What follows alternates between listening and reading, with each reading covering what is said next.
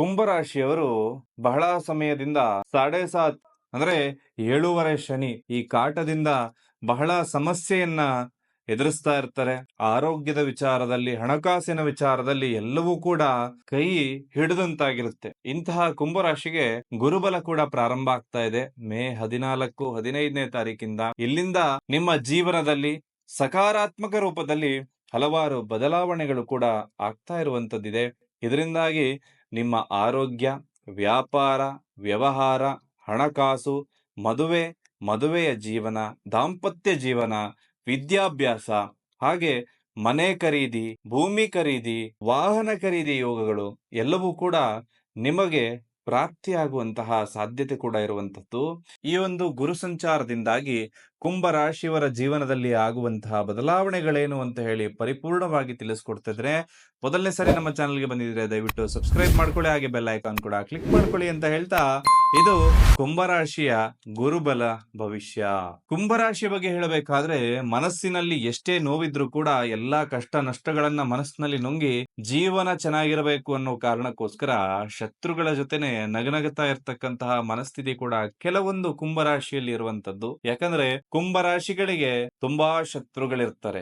ಬಹಳ ಶತ್ರುಗಳು, ಏನು ಯಾರಿಗೂ ₹1 ತೊಂದರೆ ಕೊಟ್ಟಿಲ್ಲ ಅಂದ್ರೂ ಕೂಡ ಬಹಳ ಶತ್ರುಗಳು ಖಂಡಿತವಾಗ್ಲೂ ಕೂಡ ಕುಂಭರಾಶಿಯವರಿಗಿರ್ತಾರೆ. ತುಂಬಾ ಜ್ಞಾನವಂತರಾಗಿರ್ತಾರೆ ಕುಂಭರಾಶಿಯವರು, ಧೈರ್ಯವಂತರಾಗಿರ್ತಾರೆ ಕುಂಭರಾಶಿಯವರು, ಹಾಗೆ ವಿಚಾರಶೀಲ ಮನೋಭಾವರಾಗಿರ್ತಾರೆ. ಇವರು ಯಾವುದೇ ವಿಚಾರಗಳನ್ನ ಸರಿ ತಪ್ಪುಗಳನ್ನ ನೋಡದೆ ಒಪ್ಕೊಳ್ಳೋದಿಲ್ಲ. ಅದರಲ್ಲೂ ತಪ್ಪಿತ್ತು ಅಂದ್ರೆ ಯಾವುದೇ ಕಾರಣಕ್ಕೂ ಕೂಡ ಅದನ್ನು ಒಪ್ಕೊಳ್ಳೋದಿಲ್ಲ.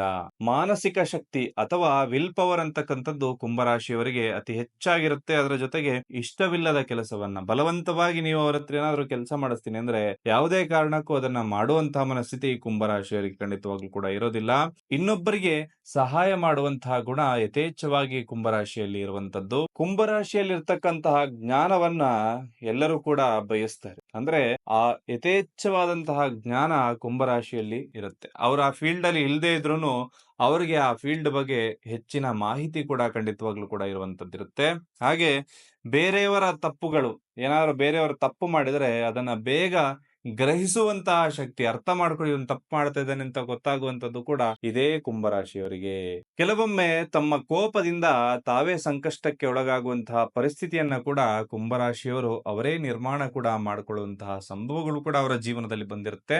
ಹಾಗೆ ಏಕಾಂತ ಪ್ರಿಯರಾಗಿರ್ತಾರೆ. ಒಬ್ಬನೇ ಕೂತು ಯೋಚನೆ ಮಾಡುವಂತಹ ಮನಸ್ಥಿತಿ ಕೂಡ ಕುಂಭರಾಶಿಯಲ್ಲಿ ಇರುವಂತದ್ದುಂಟು. ಕುಂಭರಾಶಿಯಲ್ಲಿ ಜನನವಾಗಲು ಮೂಲ ಕಾರಣ ಏನು ಅಂದ್ರೆ, ನೀವು ನಿಮ್ಮ ಜೀವನದಲ್ಲಿ, ಕುಂಭರಾಶಿಯವರು ನಿಮ್ಮ ಜೀವನದಲ್ಲಿ ಪೂರ್ಣ ಮಾಡದೇ ಬಿಟ್ಟಂತಹ ಕೆಲವು ಕಾರ್ಯಗಳು, ಅಂದ್ರೆ ಏನೋ ಒಂದು ಕೆಲಸ ಕಾರ್ಯ ನೀವು ಹಿಂದಿನ ಜನ್ಮದಲ್ಲಿ ಬಿಟ್ಟಿದ್ದು ಅದು ಕುಂಭರಾಶಿಗೆ ಅನುಗುಣವಾಗಿ ಇರ್ತಕ್ಕಂಥದ್ದಾಗಿರೋದ್ರಿಂದ ನೀವು ಖಂಡಿತವಾಗ್ಲೂ ಕೂಡ ಕುಂಭರಾಶಿಯಲ್ಲಿ ಜನನ ಆಗಿರ್ತೀರಿ. ಕುಂಭರಾಶಿಯ ಅಧಿಪತಿ ಯಾರು ಅಂದ್ರೆ ಖಂಡಿತವಾಗ್ಲೂ ಕೂಡ ಅದು ಶನಿ ಪರಮಾತ್ಮ.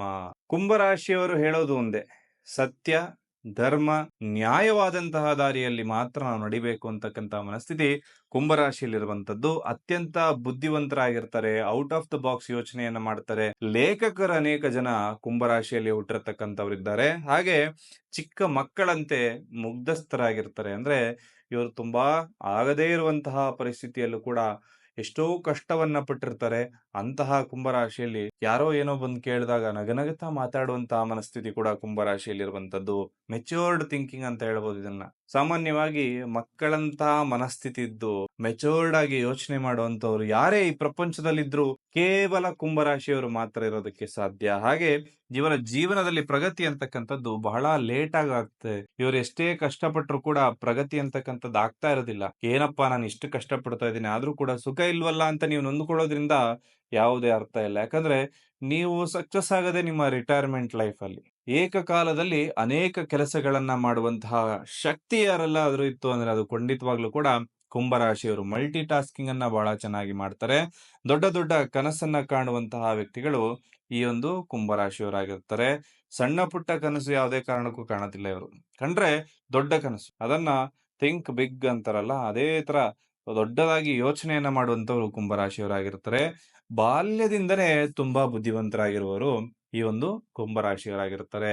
ಈ ಒಂದು ಗುರು ಸಂಚಾರ ಆಗೋದ್ರಿಂದ ನಿಮ್ಮ ಜೀವನದಲ್ಲಿ ಆಗ್ತಕ್ಕಂತಹ ಬದಲಾವಣೆಗಳೇನು, ಯಾವ ರೀತಿ ನೀವು ಜೀವನದಲ್ಲಿ ಅಭಿವೃದ್ಧಿ ಆಗ್ತೀರಾ ಎಲ್ಲವನ್ನ ಕೂಡ ತಿಳಿಸ್ಕೊಡ್ತೇನೆ. ನೋಡಿ, ಕುಂಭರಾಶಿಯವರ ಜೀವನದಲ್ಲಿ ಏನಾದರೂ ದೀರ್ಘಕಾಲದಿಂದ ಆರೋಗ್ಯ ಸಮಸ್ಯೆಗಳು ಉಂಟಾಗ್ತಾ ಇದ್ರೆ, ಗುರು ಬಲ ಬರೋದ್ರಿಂದ ಖಂಡಿತವಾಗ್ಲೂ ಕೂಡ ನಿಮ್ಮ ಜೀವನದಲ್ಲಿ ಆರೋಗ್ಯ ಸಮಸ್ಯೆಗಳು ಒಂದಷ್ಟು ಸುಧಾರಣೆ ಅಂತಕ್ಕಂಥದ್ದು ಕೂಡ ಆಗ್ತದೆ. ನೋಡಿ, ಇಲ್ಲೊಂದು ವಿಚಾರವನ್ನ ನಾನು ಹೇಳ್ತೇನೆ.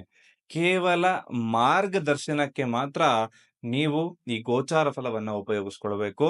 ಮುಖ್ಯವಾಗಿ ನೋಡಿ, ಪ್ರತಿಯೊಬ್ಬರ ಜೀವನದಲ್ಲೂ ಕೂಡ ಯೋಗಗಳು ಅಂತಕ್ಕಂಥದ್ದಿರುತ್ತೆ. ಆ ಯೋಗವನ್ನ ಯಾವ ರೀತಿ ಪಡ್ಕೋಬೇಕು ಅಂತಾನೆ ಗೊತ್ತಿರೋದಿಲ್ಲ. ಕೆಲವೊಬ್ಬರ ಜೀವನದಲ್ಲಿ ರಾಜಯೋಗ ಇದ್ರೂ ಕೂಡ ಸಾಮಾನ್ಯ ವ್ಯಕ್ತಿಯ ತರ ಜೀವನವನ್ನ ನಡೆಸ್ತಾ ಇರ್ತಾರೆ. ಅದೇ ಇನ್ನು ಕೆಲವರ ಜೀವನದಲ್ಲಿ ಯಾವುದೇ ಯೋಗ ಇರೋದು ಬೇಡ, ದಿನದಿಂದ ದಿನಕ್ಕೆ ಅಭಿವೃದ್ಧಿಯನ್ನ ಆಗ್ತಾ ಇರ್ತಾರೆ. ಅದಕ್ಕೆ ಮೂಲ ಕಾರಣ, ಯಾವ ದಾರಿಯಲ್ಲಿ ನಾನು ಹೋದ್ರೆ ಸಕ್ಸಸ್ ಆಗ್ತೀನಿ, ನಮ್ಮ ಜೀವನದಲ್ಲಿ ಅಭಿವೃದ್ಧಿ ಆಗ್ಲಿಕ್ಕೆ ನಾನು ಏನು ಮಾಡಬೇಕು, ಗಂಡ ಹೆಂಡತಿ ನಡುವೆ ಇರ್ತಕ್ಕಂತಹ ಸಮಸ್ಯೆಗಳು, ಕಲಹಗಳಿಗೆ ಕಾರಣ ಏನು, ಪರಿಹಾರ ಯಾವ ರೀತಿ ಮಾಡಬೇಕು ಅಂತ ಹೇಳಿ ಅವರ ಜಾತಕವನ್ನು ನೋಡಿ ಅವರು ತಿಳ್ಕೊಂಡಿರ್ತಾರೆ. ಇದರಿಂದಾಗಿ ಅವರ ಜೀವನದಲ್ಲಿ ಸಕ್ಸಸ್ ಆಗಿರ್ತಾರೆ. ಹಾಗೆ ಈ ಒಂದು ಗುರು ಸಂಚಾರದಿಂದಾಗಿ ಮನೆಯಲ್ಲಿ ಬದಲಾವಣೆ ಆಗುವಂತಹ, ನಾನಾ ರೀತಿಯ ಬದಲಾವಣೆಗಳು ಮನೆಯಲ್ಲಿ ಆಗುವಂತಹ ಸಾಧ್ಯತೆ ಕೂಡ ಕುಂಭರಾಶಿಯವರಿಗೆ ಯಥೇಚ್ಛವಾಗಿರುವಂತಹದ್ದು. ದೈವ ಅನುಗ್ರಹ ಕೂಡ ಜಾಸ್ತಿ ಆಗುವಂತಹ ಎಲ್ಲಾ ಸಂಭವಗಳು ಕೂಡ ಕುಂಭರಾಶಿಯವರಿಗೆ ಕಾಣಿಸ್ತಾ ಇದೆ. ನೌಕರಿಯಲ್ಲಿ ಸಣ್ಣ ಪುಟ್ಟ ಏರುಪೇರಾಗುವಂತಹ ಸಾಧ್ಯತೆಗಳು ಇರುವಂತದ್ದು. ಕೋಪ ಕೂಡ ಸ್ವಲ್ಪ ಹೆಚ್ಚಾಗುವಂತಹ ಸಾಧ್ಯತೆ ಇದೆ. ನೌಕರಿಯಲ್ಲಿ ಬದಲಾವಣೆ, ಇಷ್ಟ ಇಲ್ಲದ ಕಡೆ ನೌಕರಿ ಆಗುವಂತಹ ಒಂದು ವರ್ಗಾವಣೆ ಆಗುವಂತಹ ಸಾಧ್ಯತೆ ಇದೆ. ಅದರಿಂದ ನೀವೇನು ಹೆದರುವಂತ ಅವಶ್ಯಕತೆ ಇಲ್ಲ. ಖಂಡಿತವಾಗ್ಲೂ ಕೂಡ ನಿಮಗೆ ಲಾಭನೇ ಆಗುತ್ತೆ. ಹಾಗೆ ಕೋಪವನ್ನ ಆದಷ್ಟು ಕಂಟ್ರೋಲ್ ಮಾಡ್ಕೊಳ್ಳಿ. ಇದರಿಂದಾಗಿ ಜೀವನದಲ್ಲಿ ಅಭಿವೃದ್ಧಿ ಆಗುತ್ತೆ. ಕೋಪ ಒಂದಷ್ಟು ಕಮ್ಮಿ ಆಗಿರುತ್ತೆ. ಈಗ ಶನಿ ಸ್ವಲ್ಪ ಪಾಠವನ್ನ ಕಲಿಸಿ ಕೋಪವನ್ನ ತಕ್ಕ ಮಟ್ಟಿಗೆ ಕಮ್ಮಿ ಮಾಡಿರುತ್ತೆ. ಆದ್ರೆ ಇನ್ನೂ ಕೋಪವನ್ನು ಬರ್ತಾ ಇದೆ, ಕೋಪ ಜಾಸ್ತಿ ಇದೆ ಅಂದ್ರೆ ಸ್ವಲ್ಪ ಕೋಪವನ್ನ ನೀವೇ ಕಂಟ್ರೋಲ್ ಮಾಡ್ಕೊಳ್ಳೋದ್ರಿಂದ ಒಳ್ಳೇದಾಗುತ್ತೆ. ಹಾಗೆ ಪತಿ ಅಥವಾ ಪತ್ನಿಯ ಒಡ ಹುಟ್ಟಿದವರಿಂದ ಸ್ವಲ್ಪ ಮಾತುಕತೆ ಆಗಿ ನಿಮಗೂ ನಿಮ್ಮ ಜೀವನ ಸಂಗಾತಿಗೂ ಸಣ್ಣ ಪುಟ್ಟ ಜಗಳಗಳಾಗುವಂತ ಸಾಧ್ಯತೆ. ಅಂದ್ರೆ ನಿಮ್ಮಿಂದ ಅಲ್ಲ, ನಿಮ್ಮ ಪತ್ನಿಯ ಅಣ್ಣ ತಮ್ಮಂದ್ರು ಅಥವಾ ನಿಮ್ಮ ಪತಿಯ ಅಣ್ಣ ತಮ್ಮಂದಿರ ವಿಚಾರವಾಗಿ ಅವರು ಇವರನ್ನ ವಹಿಸ್ಕೊಂಡು ಇವರು ಅವರನ್ನ ವಹಿಸ್ಕೊಂಡು ಮಾತಾಡಿ ನಿಮಗಿಬ್ಬರಿಗೂ ಜಗಳ ಆಗುವಂತಹ ಸಾಧ್ಯತೆ ಬಹಳ ಜಾಸ್ತಿ ಕಾಣಿಸ್ತಾ ಇದೆ.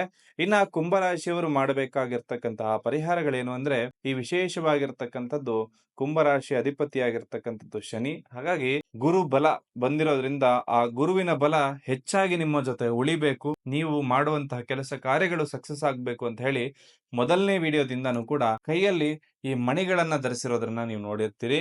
ನಿಮಗೂ ಕೂಡ ನಿಮ್ಮ ರಾಶಿ ಅನುಗುಣವಾಗಿ ಈ ವಿಶೇಷವಾಗಿರ್ತಕ್ಕಂತಹ ಮಣಿಗಳನ್ನ ತಂದಿದ್ದೇನೆ.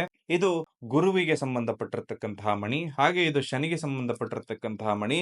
ಇದನ್ನ ನೀವು ನಿಮ್ಮ ಕೈಯಲ್ಲಿ ಧಾರಣೆ ಮಾಡೋದ್ರಿಂದ ನಿಮಗೆ ಗುರುಬಲದ ಜೊತೆಗೆ ಶನಿಯಿಂದ ಆಗುವಂತಹ ಸಮಸ್ಯೆಗಳು ಕೂಡ ಪೂರ್ಣವಾಗಿ ದೂರ ಆಗುತ್ತೆ. ಹಾಗೆ ನೀವು ಜೀವನದಲ್ಲಿ ಅಭಿವೃದ್ಧಿ ಆಗೋದಕ್ಕೆ ಸಾಧ್ಯ ಆಗುತ್ತೆ. ಬೇಕಾದಂತವರು ಇದನ್ನ ತರಿಸ್ಕೊಳ್ಳಿ.